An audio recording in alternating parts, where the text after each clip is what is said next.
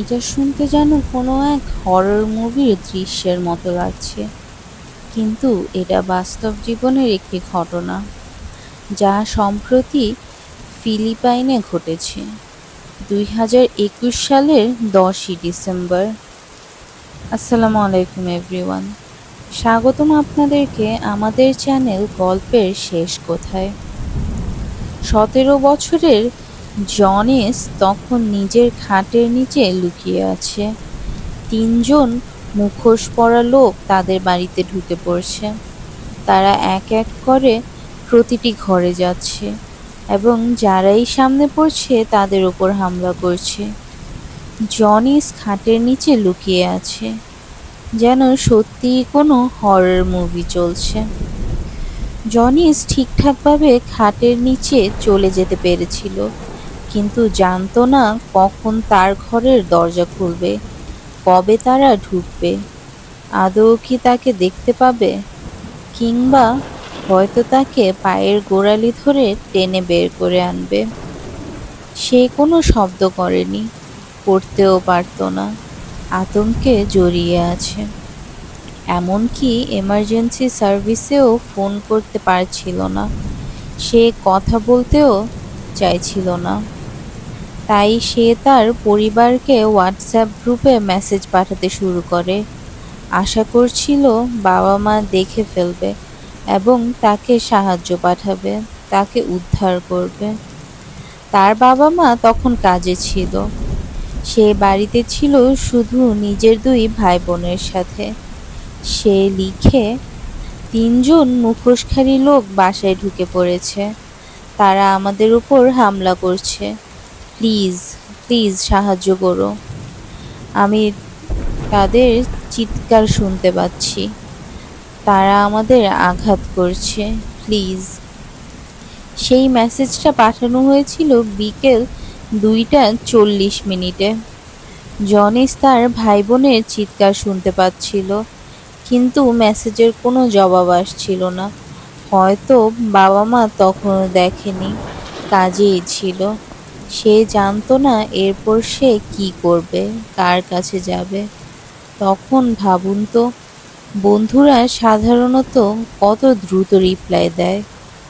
তাই ১২ মিনিট পর, অর্থাৎ বিকেল ৩টার দিকে জনিস তার ঘামে ভেজা আঙ্গুল দিয়ে যত দ্রুত আর নিঃশব্দে সম্ভব ফেসবুকে একটি পোস্ট করে, বন্ধুরা সাহায্য করো, কেউ আমাদের বাসায় ঢুকে পড়েছে, প্লিজ সাহায্য করো, আমি মরতে চাই না, আমি এখন একটি ঘরের ভেতরে লুকিয়ে আছি, প্লিজ প্লিজ সাহায্য করো। ঠিক তখনই সে শুনতে পেল তার ঘরের দরজা দিয়ে পায়ের শব্দ এগিয়ে আসছে। সে জানতো না ওটা কার পা, তার বাবা, কোনো পুলিশ অফিসার, নাকি সেই তিন মুখোশধারী লোক। তার বাবা পরে ঘরে ফিরে এসে দেখতে পান তার তিন সন্তানের মধ্যে দুজনই মারা গিয়েছে। এই ঘটনা নতুন এবং সত্যিই হৃদয় বিদারক। পুরো ঘটনাটি ২০২১ সালের ১০ই অগস্ট ফিলিপাইনে ঘটে। সেদিন সকালে একটি বিশেষ মুহূর্ত ঘটেছিল। জনিস প্রথমবারের মতো তার দত্তক বাবা মাকে মা আর বাবা বলে ডেকেছিল। এটা দত্তক নেওয়া কোনো সন্তানের পক্ষে থেকে বিশাল একটি গ্রহণযোগ্যতার ইঙ্গিত। তার বাবা ক্রুজ সে সময় একটি স্কুলে শিক্ষকতা করছিলেন। তার সহকর্মী হঠাৎ ক্লাসরুমে ঢুকে বলেন, ভয় পাবেন না, কিন্তু আপনার বাড়িতে চুরি হয়েছে, আপনাকে এখনই যেতে হবে। তিনি তৎকালীনভাবেই দৌড়ে বেরিয়ে পড়েন। মাত্র ১৫ মিনিটে গাড়ি চালিয়ে বাড়ি পৌঁছান। কিন্তু তিনি চাবি আনতে ভুলে গিয়েছিলেন। তিনি দরজার হাতল টানছিলেন, কিন্তু বন্ধ।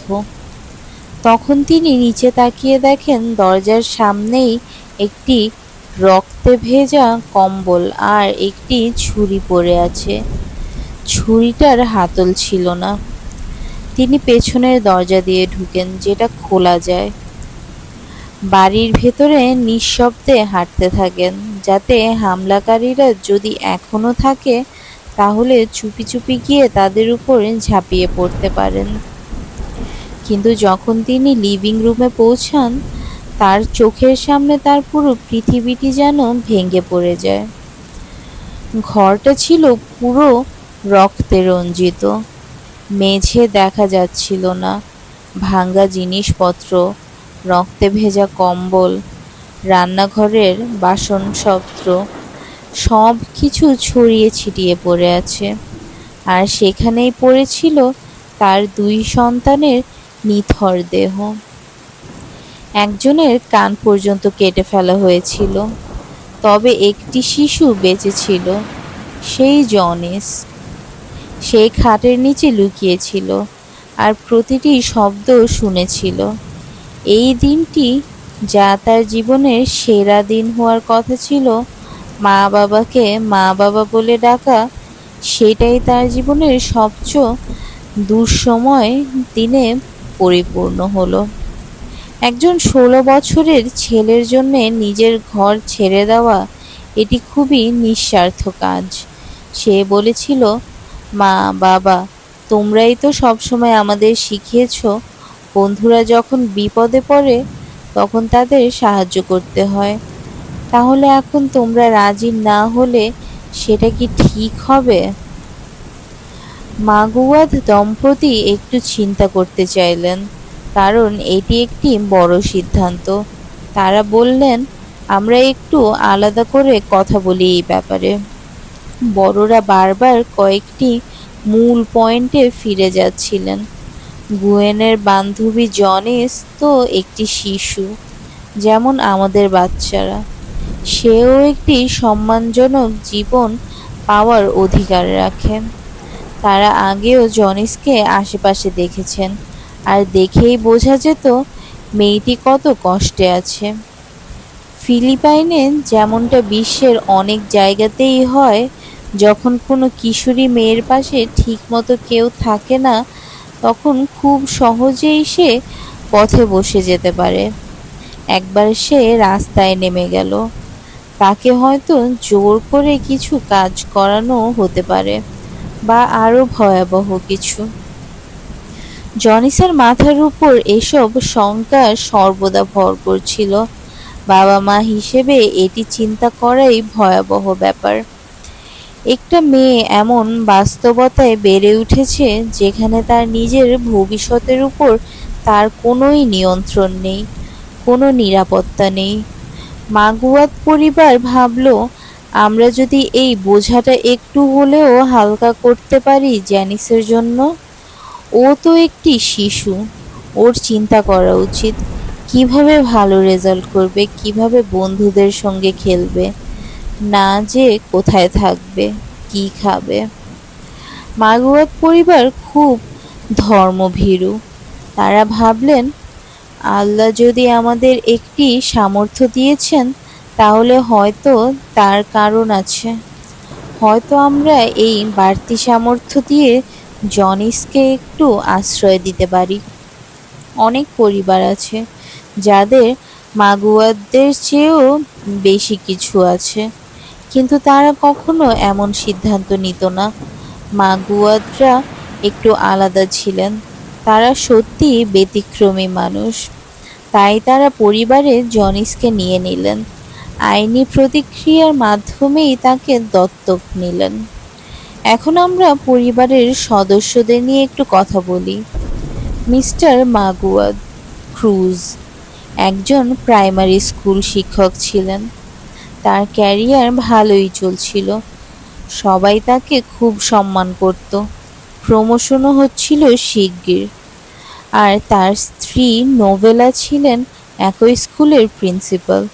তাই যদিও তারা স্কুল শিক্ষক, তাদের আর্থিক অবস্থা ছিল যথেষ্ট ভালো।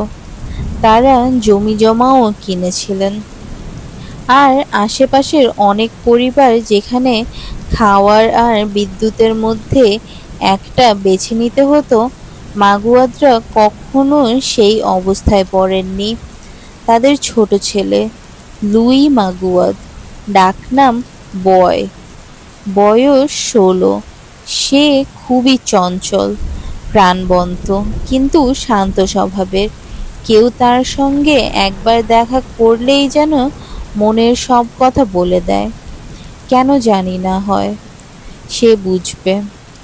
সে কাউকে ছোট করে না, বরং নিজে এমনভাবে সম্পর্ক তৈরি করে যে অপর পক্ষ যেন একা না মনে করে। সে বলতো, আমি পড়াশোনা চালিয়ে যাব, বড় হয়ে আমি আইনজীবী হব। 16 বছর বয়সে এটা বলে অনেক বড় ব্যাপার, কিন্তু সে ছিল সম্পূর্ণভাবে কমিটেড। পড়াশোনার বাইরে সে গান বাজাতো, বই পড়তো, আঁকতে ভালোবাসতো। সত্যি মেধাবী আর সৃষ্টিশীল। তার বড় বোন গুইন, সে ছিল একেবারে student of the year type. খুব সিরিয়াস, খুব মনোযোগী। গার্ল স্কাউটে সব ব্যাজ অর্জন করেছিল। তার স্কার্ফে আর কোনো জায়গা ছিল না নতুন ব্যাজ লাগানোর। এরপর হাই স্কুলে প্রি মেড প্রোগ্রামে ভর্তি হয়েছিল, কারণ সে ডাক্তার হতে চেয়েছিল। গুইন অবসর স্বেচ্ছাসেবক হিসেবে কাজ করত। কেউ যদি কোনো পার্টিতে গিয়ে একা অচেতন মনে করত, গুইন সেই মানুষটাকে পাশে বসে থাকতো পুরো সময়। সে কখনো কাউকে ফেলে চলে যেত না। তার সেই আন্তরিকতা থেকেই জ্যানিসের সঙ্গে বন্ধুত্ব গড়ে ওঠে। একটি গেট টুগেদারের দেখা হয় দুজনের। জ্যানিস তখন এক পরিচিত পরিবারে লিভ ইন ন্যানি হিসেবে কাজ করত, বাচ্চাদের দেখাশোনা করত। কিন্তু গুইনের নজরে পড়ে, মেয়েটা তো তারই বয়সের, সে কাজ করছে যখন অন্য সবাই মজা করছে। গুইন কথা বলে জ্যানিসের সঙ্গে, আর প্রথম আলাপেই তাদের বন্ধুত্ব হয়ে যায়। জ্যানিস 17 বছর আর গুইনের 18। একসঙ্গে ছবি তোলা, ব্যাকগ্রাউন্ড সাজানো, টিকটক ভিডিও বানানো তাদের প্রতি কাজ করে ওঠে। তারা ঘনিষ্ঠ হওয়ার পর গুইন জিজ্ঞেস করে, তুমি এই কাজটা করো কেন? তোমার কি পরিবার নেই? জ্যানিস ধীরে ধীরে তার জীবনের কাহিনী শোনায়। সে যেন 8 বছর বয়সে তার প্রথম স্মৃতি। সে একা এক জাহাজে ঘুরে বেড়াচ্ছে, কেউ তাকে খুঁজছিল না। সে হয়তো হারিয়ে গিয়েছিল, কিন্তু সম্ভবত তাকে ছেড়ে দেওয়া হয়েছিল। একজন অচেনা মানুষ তার ছবি ফেসবুকে পোস্ট করে, সাহায্যের চেষ্টা করে। এরপর তাকে তুলে দেওয়া হয় ফিলিপাইনের সমাজ কল্যাণ বিভাগে, DWSD-তে। ওখানেই সে বড় হয়, এক ঘর থেকে অন্য ঘরে ঘুরে। সম্প্রতি এক পরিবার তাকে লিভ ইন ন্যানি হিসেবে চাকরি দেয়।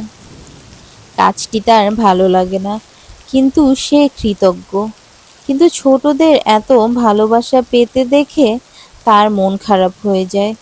সে গুইনকে বলে, আমার সবচেয়ে বড় ইচ্ছে ছিল শিশুদের মতো খেলাধুলা করা।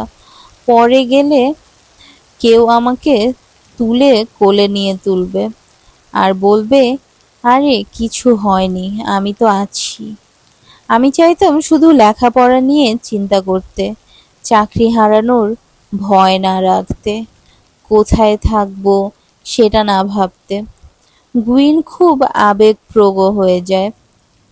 একদিকে তার প্রিয় বন্ধু, এখনকার দত্তক বোন এত কষ্ট করছে জীবনে, সেটা ভাবতেই মন খারাপ হয়ে যায়। আরেকদিকে সে বুঝতে পারে নিজের পরিবারে সে কতটা সৌভাগ্যবান। তবে মাগুয়াত বাবা মা আদর করলেও বাচ্চাদের শাসন করত।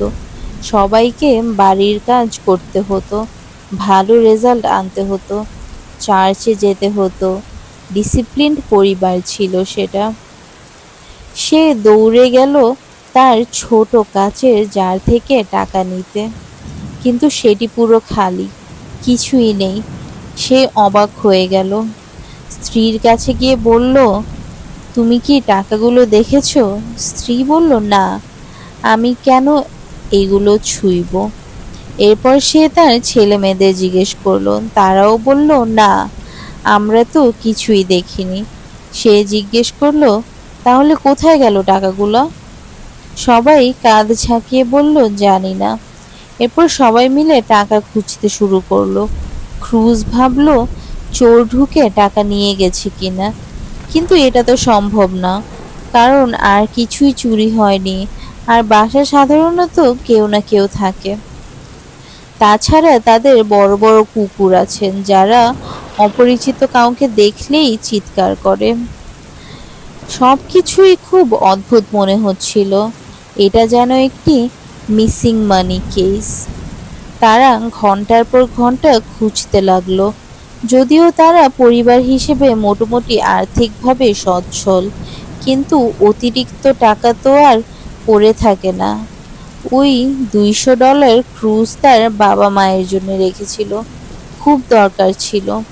তারা সব জায়গায় খুঁজছিল, সোফার নিচে, ফ্রিজের পিছনে, চুলোর নিচে, এমনকি কার্পেটেও উল্টে দেখলো। এক সময় এক শিশু জ্যানিসের ব্যাকপ্যাক তুলল। উদ্দেশ্য ব্যাগ খোঁজা না, ব্যাগের নিচে কিছু আছে কিনা তা দেখা। কিন্তু ব্যাকপ্যাকটা খুব ভারী লাগলো। পিগ বিক্রি করে যেসব টাকা এসেছিল সেগুলো ছোট নোট আর কয়েন ছিল, তাই বেশি ভারী। তখন মনে হলো রিমোট লার্নিং চলছে, এত ভারী ব্যাগ তো হওয়ার কথা না। তারা জ্যানিসকে কিছু বলেনি, কেবল তাকিয়েছিল। কিন্তু তখনই জ্যানিসের মুখ দেখে স্পষ্ট বোঝা গেল ও দোষী। তারপর সে নিজেই স্বীকার করলো। জ্যানিস ব্যাগের নিচে একটা সিক্রেট কম্পার্টমেন্ট বানিয়ে রেখেছিল। ব্যাগের নিচের সেলাই খুলে কাপড় আর আসল লাইনের মাঝে ফাঁকা জায়গায় টাকা লুকিয়ে রেখেছিল। আবার সেটা সেলাই করে ফেলেছিল, পুরো একটা ফেক বটম। এই ঘটনায় কেউ রেগে যায়নি, ক্রুজ কেবল হতাশ ছিল। কিন্তু সে শান্ত ছিল। জ্যানিস কান্নায় ভেঙে পড়েছিল। আমি জানি না আমি কেন এমনটা করলাম। আমি জানি তোমরা এখন আমায় ঘৃণা করো, আমায় বাড়ি থেকে বের করে দিতে চাও, আমি বুঝি। মাগুয়ার পরিবার কষ্ট পেয়েছিল, কিন্তু তারা ব্যাপারটা বুঝতেও পেরেছিল। জ্যানিস বড় হয়েছে কষ্টে, সে কখনো নিরাপত্তা পায়নি যেমনটা মাগুয়ার বাচ্চারা পেয়েছে। আসলে নতুন দত্তক নেওয়া শিশুদের মাঝে টাকা বা খাবার চুরির ঘটনা সাধারণ, কারণ তাদের মধ্যে একটা স্কার্টিসি মাইন্ডসেট থাকে, অর্থাৎ সবকিছু শেষ হয়ে যাবে এমন একটা ভয় কাজ করে। তারা জানে পরের খাবার বা পোশাক কবে পাবে। হঠাৎ নিরাপদ পরিবেশে এসে গেলেও মনে হয় এখনই জমিয়ে রাখি, পরে দরকার হতে পারে। তাই হ্যাঁ, জ্যানিসের কাজটা ভুল ছিল, কিন্তু এর পেছনের মনস্কতাও জানলে ব্যাপারটা হৃদয় বিদারক মনে হয়। মাগুয়াররা বুঝতে পেরেছিল সে আমাদের সন্তান, সে একটা ভুল করেছে, তাই বলে তাকে ছেড়ে দেওয়া যায় না। তারা জ্যানিসকে বলল না যে সে বিশ্বাস হারিয়েছে, এটা সেটা ফেরত পেতে হবে। বরং তারা তাকে সান্ত্বনা দিল, বোঝালো যে এখন সে এই পরিবারের অংশ, এমন যতদিন তারা বাঁচবে জ্যানিসকে আর খাবারের কথা চিন্তা করতে হবে না। এই ঘটনার পর পরিবারটা আরো শক্তভাবে একসাথে জোড়া লাগলো। গুয়েন জ্যানিসকে পড়াতে শুরু করলো যখন রিমোট লার্নিং শুরু হলো। 2021 সালের 10ই ডিসেম্বর মাগুয়ার দম্পতি কাজে যাওয়ার আগে জ্যানিস তাদের বাবা আর মা বলে ডেকেছিল। এটা ছিল একটি অসাধারণ দিন হওয়ার কথা, কিন্তু একটা সমস্যা ছিল। জ্যানিস, যাকে সবাই ভেবেছিল এতিম, সে কি আসলেই এতিম ছিল? সে নিয়মিত তার জন্মদাত্রী মায়ের সঙ্গে ফেসবুকে যোগাযোগ করত। কি হচ্ছে এখানে? ফিরে আসি 2021 সালের 10ই ডিসেম্বর, হত্যার দিন। কিভাবে ক্রুজের সহকর্মী জানালো যে সে বাসা তছনছ করা হয়েছে জানা যায়নি। হয়তো সে জ্যানিসের ফেসবুকে পোস্ট দেখেছিল। ক্রুজ ছুটে বাড়ি ফিরে এসে দেখলো 2 সন্তান লিভিং রুমে মৃত। সে পালস খুঁজলো কিছু একটা, কিন্তু কিছুই নেই। সে মাটিতে পড়ে গেল আর চিৎকার করে কাঁদতে থাকলো, আল্লাহ, কেন তুমি আমার 2 সন্তানকে নিয়ে গেলা? কেন দুজনকেই হারাতে হলো? তারপর নিজেকে সামলে নিল, কারণ সে এখন একজন বাবা। তার 3য় সন্তানকে খুঁজতে হবে। সে পুরো বাড়ি খুঁজছে, প্রার্থনা করছে যেন আরেকটি মরদেহ না দেখতে হয়। তারপর সে শুনল দরজার কড়কড় শব্দ। একটু খোলা দরজা থেকে আওয়াজ এলো। সে চিৎকার করে বলল, জ্যানিস! তার রুমে ছুটে গেল। হাত বুলিয়ে দেখলো মাথা, কাঁধ, হাত, শরীর কোথাও আঘাত আছে কিনা। জ্যানিস আহত ছিল না, কিন্তু তার পুরো শরীর পানিতে ভিজেছিল। প্রথমে ক্রুজ ভাবলো এটা রক্ত না তো, কিন্তু না, সেটা পানি ছিল। পরে সে জানলো জ্যানিস বলেছে 3 জন লোক বাসায় ঢুকে পড়েছিল। তারা স্কুইড আর বয়কে আক্রমণ করেছিল। জ্যানিস দৌড়ে রুমে গিয়ে বিছানার নিচে লুকিয়ে পড়ে। ভয়ে কাঁপছিল, ভাই বোনদের চিৎকার শুনতে পাচ্ছিল, কিন্তু কিছুই করতে পারছিল না। তারপর হঠাৎ চারপাশে নীরবতা। সে জানতো না কি করবে। সে এতটাই ভয় পেয়ে গিয়েছিল, আতঙ্কে দম বন্ধ হওয়ার মতো অবস্থা, একটা প্যানিক অ্যাটাক। তখন তার মাথায় শুধু একটি জিনিসই আসে, গোসল করা। গোসল? ঠিক আছে, এই গোসলের বিষয়টা একটু অদ্ভুত। আমরা আবার এটার দিকে ফিরিয়ে আসব, কারণ ব্যাপারটা সত্যিই অস্বাভাবিক। তুমি যা ভাবছো আমিও সম্ভবত এটাই ভাবছি। জানিও তুমি কি ভাবছো। গোসল একটা খুবই অসহায় অবস্থান। তুমি নগ্ন, ভেজা, পিচ্ছিল টাবে, সম্পূর্ণরূপে অসুরক্ষিত। একটি পরিস্থিতিতে যেখানে পরিবেশ নিরাপদ বলে মনে হয় না, সেখানে এটা করার সিদ্ধান্ত নেওয়া খুবই অদ্ভুত। কিন্তু আবার মানুষ ভিন্ন ভিন্নভাবে শোক করে, ভিন্নভাবে ধাক্কা সামলায়। হতে পারে সে এমন একটা মানসিক অবস্থায় ছিল যেখানে তার মস্তিষ্ক কোনো কিছুকেই রেজিস্টার করতে পারছিল না, কারণ আমাদের মস্তিষ্ক নিজেকে রক্ষা করার চেষ্টা করে। আমি কল্পনাও করতে পারি না।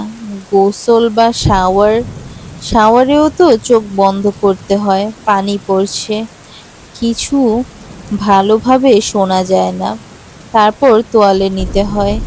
এটা যেন একটা হরর সিনেমার দৃশ্য। গোসলেও একই ব্যাপার। পানির শব্দ অনেক বড় হয়, গোসলের টাব ভর্তি হয় সময় নিয়ে, আর তখন মানুষ আরো নার্ভাস হয়ে পড়ে। ক্রুজ তাকে সান্ত্বনা দেয়। সে নিজেকে শক্ত রাখে। যদিও তার 2 সন্তান মারা গিয়েছে, সে নিজের আবেগ নিয়ন্ত্রণে রাখে যেন জ্যানিস ভেঙে না পড়ে। সে ভাবছিল জ্যানিস তো আগেই অনেক কিছু সহ্য করেছেন। মিসেস মাগুয়ার লাভেলা ঘটনাস্থলে পৌঁছান পুলিশের ঠিক পরেই। তিনি দেখেন জ্যানিস ভিজে কাপড়ে দাঁড়িয়ে কাঁদছে। তিনি দৌড়ে গিয়ে তাকে জড়িয়ে ধরে। ভাগ্যিস তুমি ঠিক আছো, কি হয়েছে? গাওয়েন আর বয় কোথায়? ক্রুজ তাকে জানায় সেই 2 সন্তান মারা গিয়েছে। মিসেস লাভেলা একজন প্রাথমিক বিশ্ববিদ্যালয়ের প্রধান শিক্ষিকা ছিলেন, খুবই শান্ত স্বভাবের, সবার কাছে প্রিয়। একজন প্রধান শিক্ষক হিসেবে তাকে সংকটময় মুহূর্তে ধৈর্য এবং বিচক্ষণতা দেখাতে হয়। সবাই বিশ্বাস করত তিনি যে কোনো পরিস্থিতি সামাল দিতে পারেন, কিন্তু এই ঘটনার সামনে তিনি পুরোপুরি ভেঙে পড়েন, একদম চূড়ান্তভাবে। একজন মা, একজন নারী হিসেবে তিনি ভেঙে পড়েন, এবং যখন ক্রুজে দেখেন তার স্ত্রী এভাবে ভেঙে পড়েছেন, যার জন্যে সে নিজেকে এতক্ষণ ধরে রেখেছিল, তখন তিনিও কান্নায় ভেঙে পড়ে। তিনজন একসাথে বাড়ির বাইরে কাঁদছিল। মাগুয়ার বাড়িতে ক্রাইম সিন হিসেবে টেপ দিয়ে ঘিরে ফেলা হয়। পুলিশ ভেতরে ব্যস্ত ছিল। লিভিং রুম জুড়ে প্রচুর প্রমাণ ছিল, রক্তমাখা বেসবল ব্যাট, হাতুড়ি, কয়েকটি রান্নার ছুরি, একটি সামনের দরজার কাছে প্যান, হাঁড়ি, ভাঙা কাচের বোতল, সব কিছু তারা লিপিবদ্ধ করে এবং মৃতদেহের আঘাতের সঙ্গে অস্ত্রগুলো মিলিয়ে দেখতে থাকে। গাউনের ছুরি দিয়ে হত্যা করা হয়েছিল। তার মুখে অসংখ্য ক্ষত ছিল। এটা খুব ব্যক্তিগত মনে হচ্ছিল। সাধারণত মুখে ছুরি মারা হলে সেটা কোনো ব্যক্তিগত রাগ বা ঈর্ষার ইঙ্গিত দেয়। তার মুখ, বুক, পেট সব জায়গায় আঘাত ছিল, এমনকি কানটাও কাটা ছিল। তার হাতে ও বাহুতেও কাটার চিহ্ন ছিল, যার মানে সে শেষ নিঃশ্বাস পর্যন্ত লড়েছে। তার চুল রক্তে শুকিয়ে ভিজে জমে গিয়েছিল। লুইয়ের শরীরে ৫১টি ছুরিকাঘাত ছিল। ১৬ বছর বয়সী একটি ছেলের শরীরে ৫১টি ছুরিকাঘাত। এটা কিভাবে সম্ভব? কেউ এতটা ঘৃণা কিভাবে করতে পারে? মর্গের কর্মীরা তাদের দেহ সেলাই করে একত্রে রাখতে হয়েছে, যাতে শেষবারের মতো পরিবারের সদস্যরা অত্যন্ত বিদায় জানাতে পারে। প্রাথমিকভাবে পুলিশের ধারণা ছিল বাইরে থেকে কেউ এসে এই হত্যাকাণ্ড ঘটিয়েছে। হয়তো মাগুয়ার পরিবারকে টার্গেট করেছিল, কারণ তারা কিছুটা ধনী। তারা ভাবছিল বাড়ি খালি থাকবে, কিন্তু তিনজন সন্তানকে দেখে সবকিছুই উল্টে যায়। তবে বাড়িতে থাকা টিভি, ফোন, ল্যাপটপ সবই অক্ষত ছিল। যদি সত্যিই ডাকাতি হতো, তাহলে কিছু না কিছু তো তারা নিয়ে যেত। এর মানে এই তখ্ত বাতিল করা হলো। পরবর্তী সম্ভাবনা ছিল জমি নিয়ে পারিবারিক দ্বন্দ্ব। লাভেলার ভাইবোনদের সাথে তার আগে থেকেই জমি নিয়ে বিবাদ ছিল। হয়তো কেউ জেলাস হয়েছিল, কিন্তু পুলিশের অনুসন্ধানে এই তখ্ত বাতিল হয়ে যায়। তখন পুলিশ আর কোনো খোঁজ পাচ্ছিল না। পরিবার, এলাকাবাসী সবাই উত্তর চাইছিল, কারণ শিশুদের যখন টার্গেট করা হয়, তখন সেটা সমাজের জন্য ভীষণ ভয়ের বিষয় হয়ে ওঠে। পুলিশ বিশেষ তদন্ত ইউনিট গঠন করে। মেয়র ঘোষণা দেয়, যে কোনো তথ্য দিলে যার মাধ্যমে হত্যাকারীদের ধরা যাবে, তাকে $৫,০০০ পুরস্কার দেওয়া হবে। তারা আবারও ক্রাইম সিনে ফিরে যায়, প্রতিটি কোণা খুঁটিয়ে খুঁজতে থাকে, আশেপাশের এলাকা, এমনকি বাড়ির বাইরে পর্যন্ত। এরপর তারা পায় একটি ছোট খাল, ইরিগেশন ক্রিকের মতো কিছুটা। সেই খালের মধ্যে একটি প্লাস্টিক ব্যাগ আটকে ছিল। ভেতরে ছিল রক্তমাখা কাপড়। মানে খুনিরা হত্যার পর নিজেদের জামাকাপড় পাল্টে ব্যাগে ভরে সেটা পানিতে ফেলেছে। তারা ভাবছিল পানির ধারা ব্যাগটা দূরে নিয়ে যাবে, কিন্তু সেটা আটকে গিয়েছিল গাছের ডালে। এটি ছিল অনেক বড় একটি সূত্র। এখন পুলিশ আবারও বাড়ি তল্লাশি শুরু করে নতুন করে। ছোট ছোট কোনো অস্বাভাবিকতা খুঁজে বের করার চেষ্টা করছিল। এদিকে নেটিজেনরাও নিজের মতো তদন্তে নেমেছে। পুলিশ যেসব তথ্য পরীক্ষা করেছে, ডাকাতি, জমি নিয়ে ঝামেলা, তার বাইরে একটা তথ্য ছিল যে কেউই প্রথমে বলতে চাইছিল না, বেঁচে থাকা মেয়েটিই কি খুনি। এই তত্ত্বটি কেউ খোলাখুলি বলতে চাইছিল না। সামাজিকভাবে অস্বস্তিকর, অশালীন মনে হচ্ছিল, কিন্তু অনলাইনের মানুষ ঘুরিয়ে পেঁচিয়ে সেই কথাটাই বলছিল। অবশ্য সাধারণত এ ধরনের ধারণা ভুল প্রমাণিত হয় এবং শুধু বেঁচে যাওয়ার মানুষটাকেই আরও কষ্ট দেয়। কিন্তু নেটিজেনদের কিছু পয়েন্ট ছিল, সেগুলো চোখে পড়ার মতো। প্রথমত, গোসল ঘটনা সবচেয়ে অদ্ভুত অংশ। ক্রুজ যখন নিজের দুটি সন্তানকে লিভিং রুমে মৃতদেহ অবস্থায় পান, তারপর যখন তিনি জ্যানিসকে নিজের রুমে খুঁজে দিতে যান, তখন দেখেন সে ভেজা কাপড়ে আছে। জ্যানিস তখন বলে, ভাই বোনদের চিৎকার থেমে যাওয়ার পর সে এতটাই নার্ভাস হয়ে পড়েছিল যে সে গোসল করতে গিয়েছে। একটি বাড়িতে যেখানে ঠিক এইমাত্র ৩ জন খুনি ছিল, সেখানে একা গোসল করা, এটা কিভাবে স্বাভাবিক আচরণ হতে পারে? বেশিরভাগ মানুষের কাছে এটা এক ধরনের দুঃস্বপ্নের মতো ব্যাপার। ভাবো তো, যখন কেউ গোসল করছিল তখন বাড়িতে কিছু অনুপ্রবেশকারী ঢুকে পড়ে, তখন তুমি একদম নিরাপদ বা সুরক্ষিত বোধ করো না। শাওয়ার করার সময় চোখ খোলা রাখার চেষ্টা করো, যেন কিছু বুঝতে পারো। ক্রুজ যখন এই ঘটনা শুনল, তার বাচ্চারা মারা যাওয়ার শখ কাটিয়ে ওঠার পরও সে এই ব্যাপারটা নিয়ে ভাবতেই পারছিল না। সে বলতে পারছিল না, কিন্তু তার মন প্রশ্ন করছিল, কেন?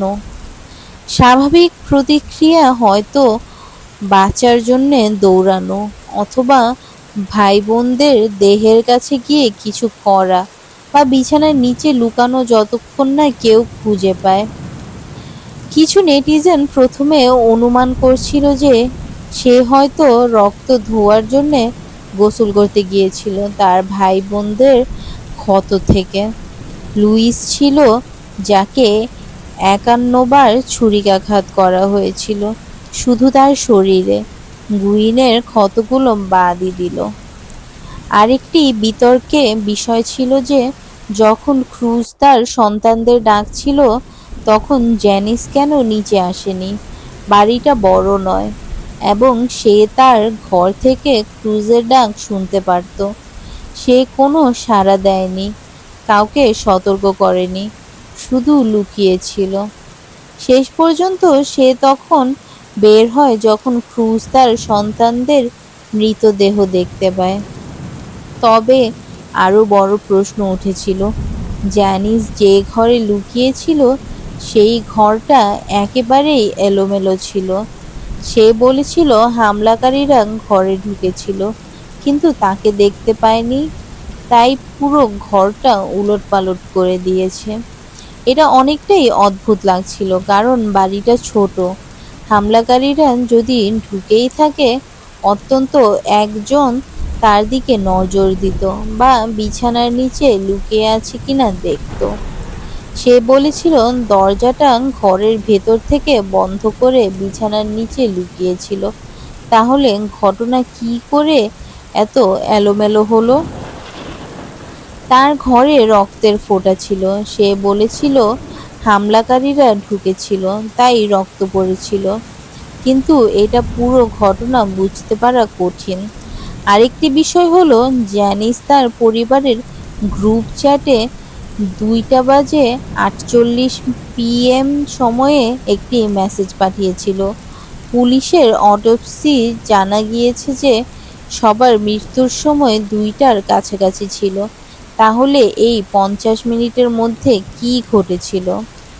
আরেকটি দিক দিয়ে নেটিজেনরা জোর আলোচনা করছিল, জ্যানিস কিভাবে এত পরিষ্কারভাবে এবং ইমোজি সহ একটি ফেসবুক পোস্ট করতে পেরেছিল। সেখানে সে সাহায্য চাইছিল, লিখেছিল, ইন্ট্রুডার্স ইন দ্য হাউস। তারপর তার ফেসবুক প্রোফাইলে শেষ নামও বদলে দিয়েছিল পিপিই নামের কিছুতে। তার আসল নাম ছিল সাবিল, দত্তক নেওয়ার পর মাগুয়েড। এটা অদ্ভুত ব্যাপার, কারণ সে বলেছিল লুকিয়ে আছে তিনজন ছুরিকাঘাতকারী নিচে আছড়ে পড়ছে তার ভাই বোনদের উপর, আর সে ফেসবুকের নাম পরিবর্তন করছে। সম্ভবত তার 17 বছর বয়সী মস্তিষ্কে ছিল যে যদি নাম না থাকে তাহলে পুলিশ তাকে খুঁজে পাবে না। যদিও সেটা অদ্ভুত। পুলিশ বাড়ি ফিরে ভালোভাবে তদন্ত করে। রক্তের ফোঁটা পাওয়া যায় ঘরের নানান জায়গায়, কিন্তু কোনো লড়াইয়ের চিহ্ন দেখা যায়নি। যেমন লন্ড্রি রুমে রক্তের ফোঁটা ছিল, কিন্তু লড়াই হয়নি। পুলিশ তদন্ত শেষে ঘরের নিরাপত্তা আউটলাইন কমিয়ে দেয়। পরিবার বাড়িতে ফিরে এসে পরিষ্কার পরিচ্ছন্ন করে। লুইসের পুরনো ঘরে মা ম্যাকগুড যেদিন পরিচ্ছন্ন করছিল সেখানে একটি অজানা আইডি খুঁজে পায়। ওই আইডিটি বিলং করে 17 বছর বয়সী এক ছেলেকে, যার নাম প্রকাশ করা হয়নি, শুধু মার্কিন নামে ডাকা হয়। পুলিশ জ্যানিসকে ডেকে জিজ্ঞেস করে আইডিটি তার কিনা। জ্যানিস বলে সে তাকে চেনে। এরপর জানতে পারে জ্যানিস এবং এই মার্লিন একসাথে ভাই বোনদের হত্যায় জড়িত ছিল। এই স্বীকারোক্তি পুলিশি তদন্তে আসে, তবে জ্যানিস কিভাবে যুক্ত ছিল তা পরিষ্কার নয়। তবে ধারণা করা হচ্ছে সে হয়তো সরাসরি হত্যায় অংশ নিয়েছিল। মার্লিন পুলিশ ধরেও ফেলে। তার ব্যাগে গুইনের ফোন পাওয়া যায়। মার্লিনের পেছনে আগে থেকেই অপরাধের রেকর্ড ছিল। এই ঘটনাটি একসময় ফাইনাল গার্ল, যা সাধারণত হরর মুভিটার অবস্থায় ভাবা হচ্ছিল, যেখানে একজন মেয়ে শেষ পর্যন্ত বাঁচে এবং ঘটনা বলে।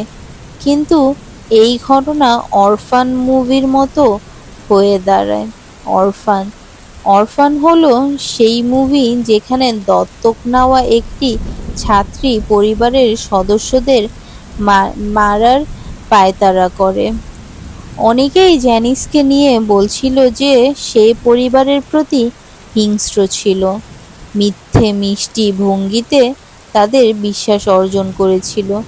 যদিও জ্যানিস তখনও ছোট ছিল। জ্যানিসের বয়ফ্রেন্ডকেও পুলিশ খুঁজে পায়। তাকে জিজ্ঞেস করে। সে বলেছিল জ্যানিস তার ফেসবুক পোস্ট দেখেছিল যেখানে সে সাহায্য চাইছিল। সে ফোন করেছিল জ্যানিসকে। জ্যানিস ফোন তুলেছিল কিন্তু কিছুই বলেনি, শুধু চুপচাপ ছিল। পুলিশ মনে করে এটি একটি জটিল ঘটনা এবং জ্যানিস ও মার্লিন দুজনকেই গ্রেফতার করে। জ্যানিসের জীবন শুরু হয়েছিল খুবই কঠোর পরিবেশে। তার বাবা মা মিশেল ও হুয়ানিতো ছিল সাধারণ মানুষ। তাদের অনেক দিনই পরিবারের খাবার ছিল শুধু মিষ্টি আলু। অনেক সময় দিনে একবারও খেতে পারত না। কখনো কখনো 4-5 দিন পর খাবার জুটত। কখনো মিষ্টি আলুর পাতা খেত যদি আলু না থাকে, বা প্রতিবেশীদের কাছে ভিক্ষা করত ভাতের জন্যে। কখনো শুয়ে যাওয়ার কলাও খেত। জনিসের শৈশব মোটেও স্বাভাবিক ছিল না। সে কখনোই নির্লিপ্ত ছিল না। তার বাবা প্রায়ই মদপ্রক হয়ে রাগ করতেন টাকার অভাবে। জনিস 2013 সালে এক বোটে পাওয়া যায়। এখন বলা কঠিন সে পরিত্যক্ত ছিল, যেভাবে সে বলেছে, নাকি স্বেচ্ছায় পরিবারের ছেড়ে চলে গিয়েছিল। সে বলেছিল তার কোনো বাবা মা নেই। হয়তো লজ্জিত ছিল, বা হয়তো তার বাবা মা তার জন্যে মৃত। এটা কেউই জানে না।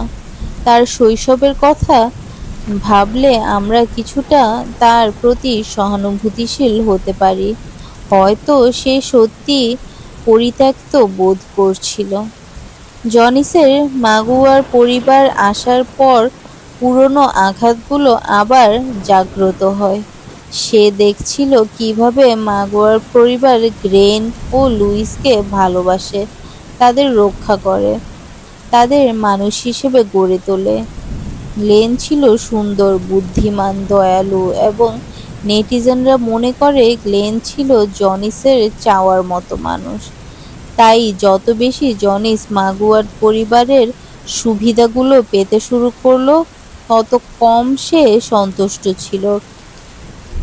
মাগুয়ার পরিবার ভালোবাসতো কিন্তু কঠোর ছিল। জনিসেরও গ্লেন লুইসের মতোই বাড়ির কাজ ছিল, এই সিন্ড্রেলার মতো ছিল না, যেখানে সে শুধু কাজের বোঝা পেত কারণ সে দত্তক। মাগুয়ার পরিবার ছিল ন্যায্য। সমস্যা ছিল জনিস তার নিজস্ব নিয়মে বেঁচে ছিল, কিন্তু এখন সে শুধুমাত্র মাগুয়ার পরিবারের ভালো দিকগুলো নিতে চেয়েছিল, নেতিবাচকগুলো না। সে দেখছিল কিভাবে পিতামাতা গ্লেন ও লুইসকে ভালোবাসতো, কিন্তু তা পছন্দ করতো না। কিন্তু আশ্চর্যের বিষয় হলো তারা জনিসকেও ভালোবাসতো। যাদের চারপাশের মানুষজন জনিসকে মাগুয়ার পরিবারের আত্মীয় মনে করত। তবে জনিস সন্তুষ্ট ছিল না। সে সব কিছুই চেয়েছিল। মিস্টার মাগুয়ার মনে করেন এই কারণে তার সন্তানদের মৃত্যু হয়। তিনি বলেন জনিস ছিল হিংস্র, ঈর্ষান্বিত এবং গ্লেনকে ঘৃণা করত, কারণ তারা তাকে খুব ভালোবাসতো। কিন্তু নেটিজেনরা বিভ্রান্ত, কারণ গ্লেনও ভালোবাসা পেত। ভালোবাসা সীমাহীন। এটা কি কারো জন্যে এত লোভনীয় হতে পারে যে সে নিজের ভাই বোনদের হত্যা করবে?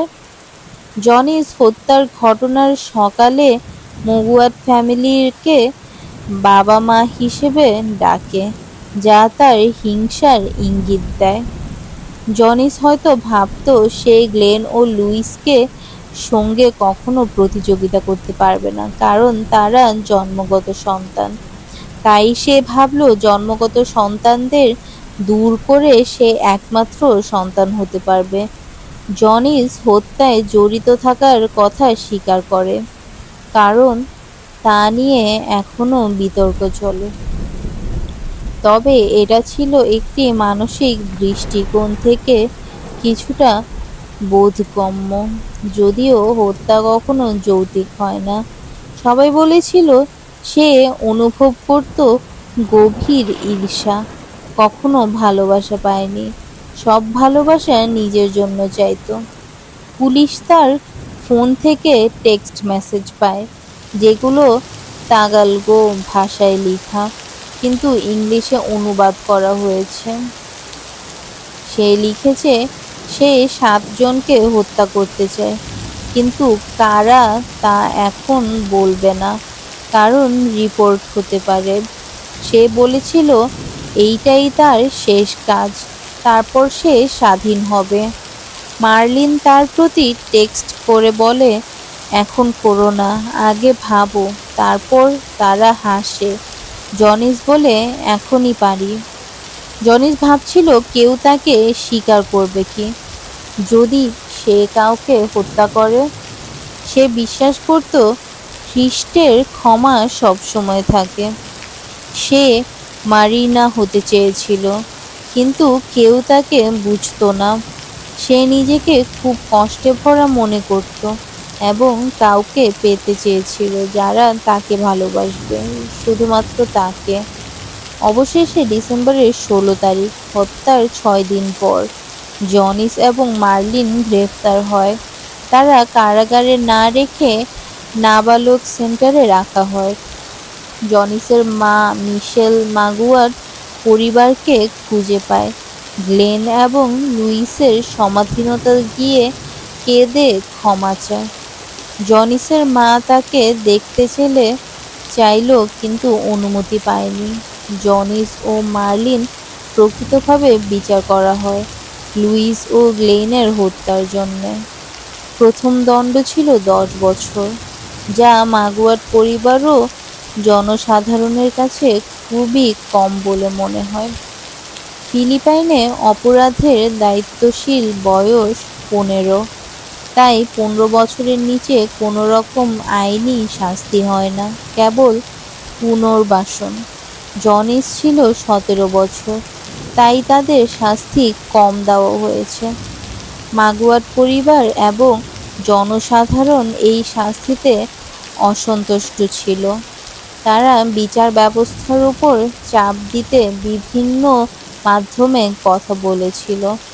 লাভেলা মাগুয়াট পরিবার থেকে বলেছিল তার ধর্মীয় বিশ্বাসে জনিসকে ক্ষমা করার চেষ্টা করেছিল, কারণ সে তার জীবনের শিকার।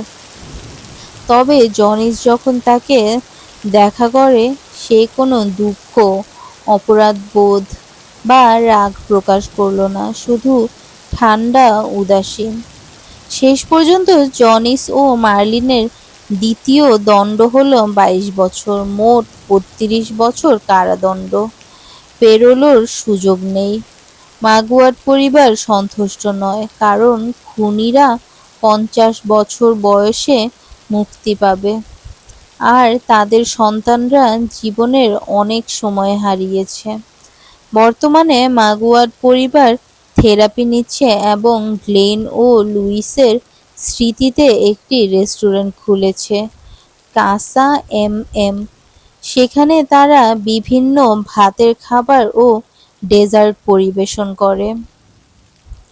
আশা করি আপনাদের কাছে আমার এই কথাগুলো ভালো লেগেছে। এটা একটি সত্য ঘটনা, যা আমাদের অনেক ভয়াবহ একটি দৃশ্যের প্রমাণ দেয়। এরকম আরও ক্রাইম স্টোরিজ শুনতে আমাদের পেজে চোখ রাখুন। ধন্যবাদ গল্পটি শোনার জন্য।